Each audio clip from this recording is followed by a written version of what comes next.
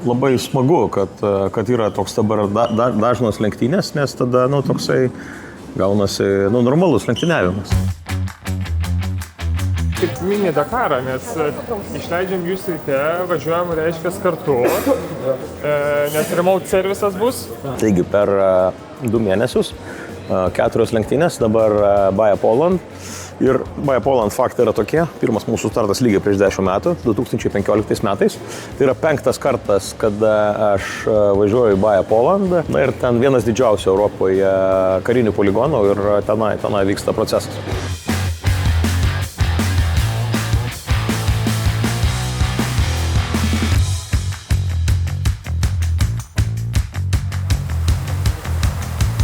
Atvežėt lietų mums. Čia taip gera šilta buvo. Atvežėt lietų. Iš Lietuvos be to.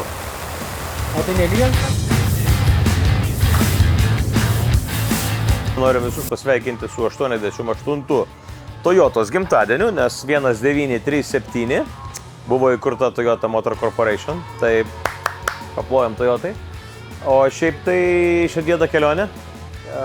Technikai išvažiavo šiek tiek anksčiau. Visa komanda susitiko ketvirtadienį per pietus. Dabar, kaip matote, yra tamsu, vėlyvas vakaras, 9 valandos vakaro čia Lenkijoje ir mes jau esam praėję administracinės ir techninės patikras.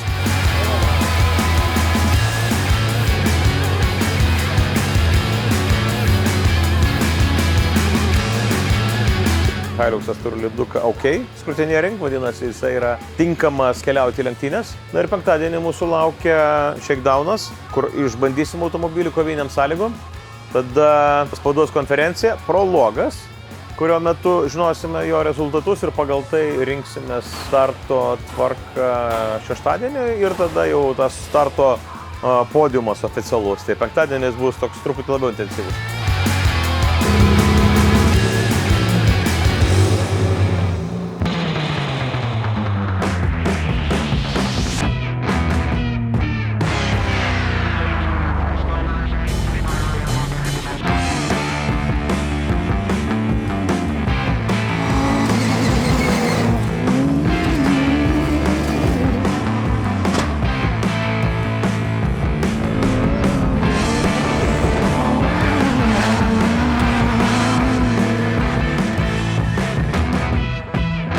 Iki prologo mes turim dar gerą pusdienį ir iš ryto turėjom 8 km trasą, kur galima buvo išsibandyti techniką. Tai mums buvo labai svarbu suprasti sąlygas, nes Lenkijos keliai ir visa ekosistema yra stipriai kitokia.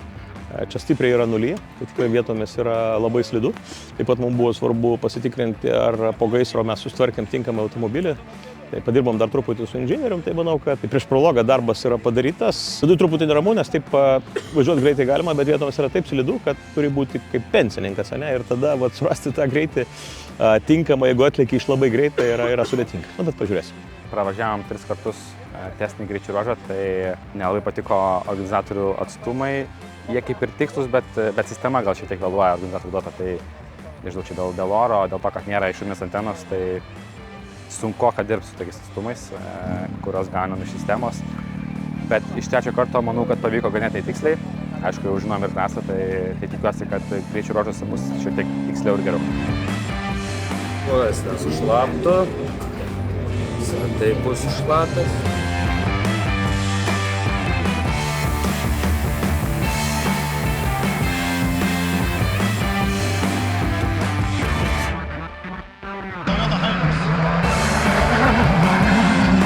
Na ką, prologas programa maksimum įgyvendinta.